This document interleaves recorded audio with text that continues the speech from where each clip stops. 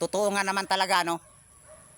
Na mas malaki talaga ang kaibahan ng buhay binata kaysa buhay may asawa. Dahil kapag binata ka pa,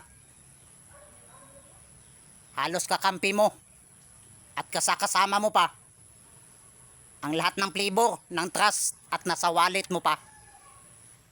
Pero kapag nagkakaasawa ka na, yung trust na kasakasama mo ngayon at kakampi mo pa, yan na din yung magiging mortal mong kaaway habang buhay. Lalo't lalo na kung wala naman talaga kayong tiwala sa isa't isa ng partner nyo. Kaya pag-isipan nyo munang mabuti bago kayo mag-asawa. At kapag gusto nyo na maging kakampi ang trust habang buhay, piliin nyo na lang maging single. Pero kung gusto nyo ding maranasan kung gaano kalupit kalaban ang trust, piliin nyo mag-asawa. Para malaman nyo